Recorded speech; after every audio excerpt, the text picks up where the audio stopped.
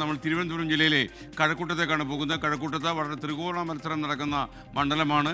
കഴക്കൂട്ടത്തെ വോട്ടാവേശവുമായി ഉമേഷ് ബാലകൃഷ്ണൻ, നമ്മുടെ വാർത്താ അവതാരകൻ, നമുക്കൊപ്പം ചേരുന്നു. ഉമേഷ്, പറയൂ.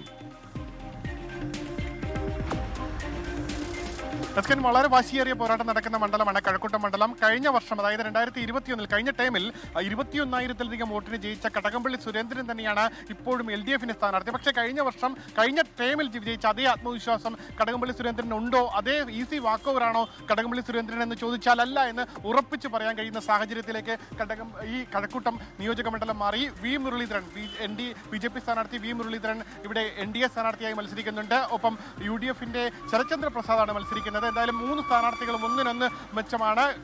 കടകംപള്ളി സുരേന്ദ്രൻ മുൻ മന്ത്രിയാണ്. കഴിഞ്ഞ 2 ടൈമായി കഴക്കൂട്ടം മണ്ഡലത്തെ പ്രതിനിധീകരിക്കുന്ന ആളാണ്. ഇനി 3-ാം ടൈം പ്രതീക്ഷിച്ച് കഴക്കൂട്ടം മണ്ഡലത്തിലേക്ക് എത്തിയ ആളാണ്.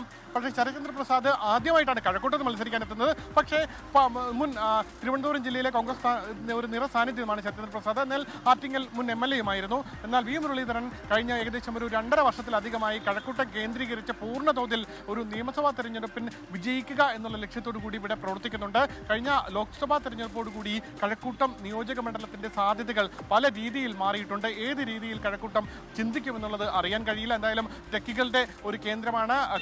ടെക്നോ പാർക്ക് ഇവിടെ ഉണ്ട്. ഒപ്പം നിരവധി IT സ്ഥാപനങ്ങളുണ്ട്, അവയെല്ലാം ഉണ്ട്. അതോടൊപ്പം മെഡിക്കൽ കോളേജ് അടക്കം ഉൾപ്പെടുന്ന സ്ഥലമാണ്. എന്തായാലും അതിന്റെ എല്ലാം ഒരു പ്രതിഫലനം, ഒരു പ്രതീക്ഷ എല്ലാ മുന്നണികൾക്കുമുണ്ട്. നിരവധി ആളുകളുണ്ട്. ചേട്ടാ, ഈ പ്രദേശത്തുള്ള ആളാണോ?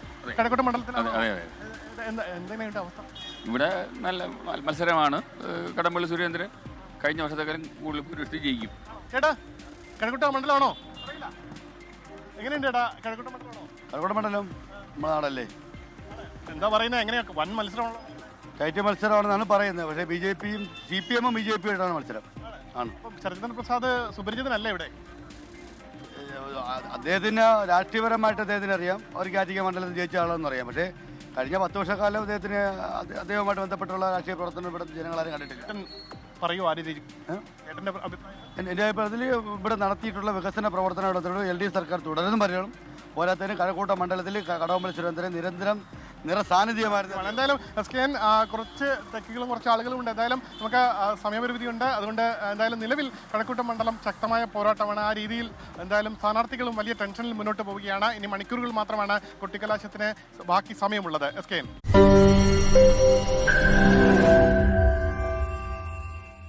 ലോകത്തെവിടെയായാലും ഏത് സമയത്തും 24 വാർത്തകളും ഓഗ്മെന്റഡ് റിയാലിറ്റി പാക്കേജുകളും എക്സ്പ്ലെയിനറുകളും വിശദമായി കാണാൻ ഞങ്ങളുടെ YouTube ചാനൽ നിങ്ങൾക്ക് സബ്സ്ക്രൈബ് ചെയ്യാം.